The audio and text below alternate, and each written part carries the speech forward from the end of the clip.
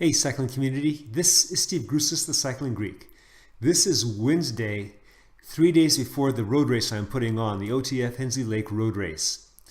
We had just come back from the back of Millerton, in which we had a fast ride and an amped ride going up the ups and downs of that course, and now we're heading back.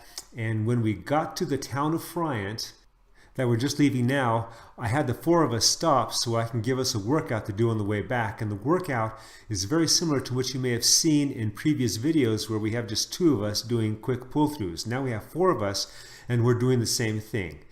The advantage of doing this type of workout is that you put out a lot of power when you're at the front and pulling toward the front, and then you're recovering under stress as you're going in back, and then get back in line again to do the same thing over and over again.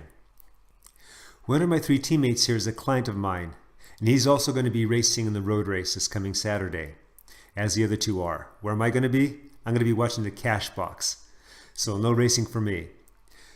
Back to my teammate. So this is a partial rest week for him, and this short fast ride is his last short fast ride of the week. The next day he's going to be off the bike, and then the next day after that, the day before the road race, he's going to get on his trainer for maybe 30-45 minutes, and he's going to do some 1 minute efforts to open up his legs, so to speak. Now when we see open up his legs, what's actually happening is that he's priming his lactic acid pump. In those 1 minute max efforts, he's going to force himself to produce lactic acid, and then his body will have to filter that out. By doing that the day before, then he won't need that much of a warm-up the next day, the day of the road race.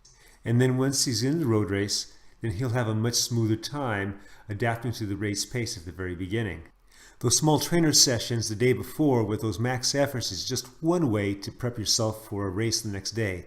Another way is to do a 2.5 hour endurance workout. You'll get the same effect and the same benefits. Back to our workout. Now, we've been doing this for a little over 2 minutes, and this is starting to wear on me. In fact, it's starting to wear on all of us. We just lost one of our groups, so now we are a group of 3.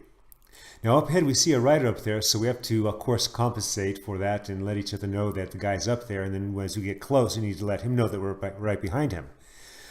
Now, this guy turned out to be pretty fast, so he jumped right onto us, and then we turned into a new group of 4. This is the first rotation that he's with us, and as it turned out, I was right behind him. So I looked to my right before I went across. I saw he's coming there, so I just jumped on his wheel, and then I saw how strong he really was. So he goes to the front, he pulls right off, and it takes me a little bit to get past him. It looks like it's smooth here, but let me tell you, I was hurting to get past him. I was so glad when I crossed his wheel that I'm able to cross over. And then, of course, we continue with the rotation, and after a while, I have to yell uncle for a little bit. Soon you'll start seeing me miss some pulls.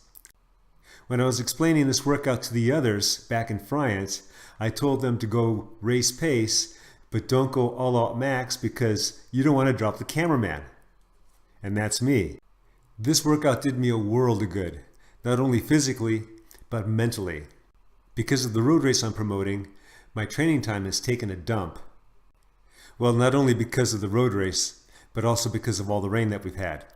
Monday, I was on the trainer, and so after my warm-up, which included a lot of high cadence work, I did 2 sets of 8-minute intervals where I worked on my zone 2, zone 3, and zone 3.5. So I started by doing 2 minutes in my endurance zone, and then 2 minutes after that in like upper endurance, 2 minutes after that in tempo, and 2 minutes after that in my steady state zone.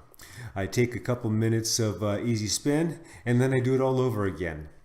Afterwards, I worked on HITs, high intensity training. I did 20 seconds on, 40 seconds off, a set of 5 minutes of that.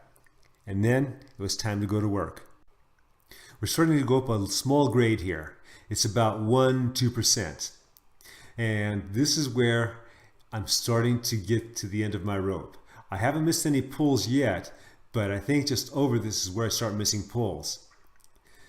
So now I'm on the back of this guy. We're going up this small grade. It's showing 0% right now, but it's a little more than 0. I'd say it's about 2%.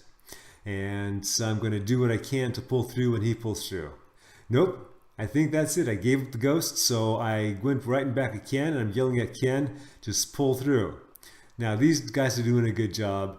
I'm hanging on, and I'm actually starting to rest now.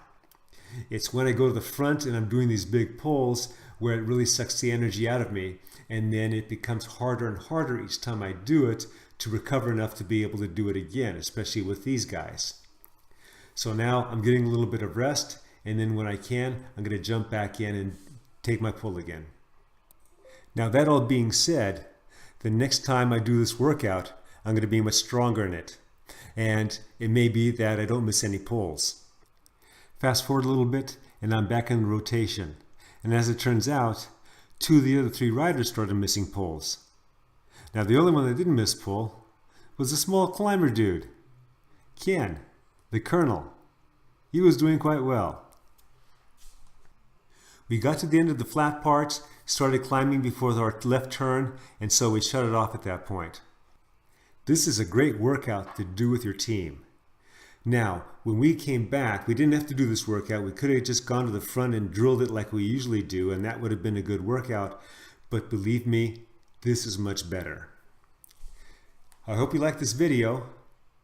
If you're in the area, come and do the OTF Hensley Lake Road Race. Remember, comment, like, subscribe. The Cycling Greek. Oh yeah, and a yasu to my 2 new Greek subscribers in New York City. Keep the wheels on the ground and the wind at your backs.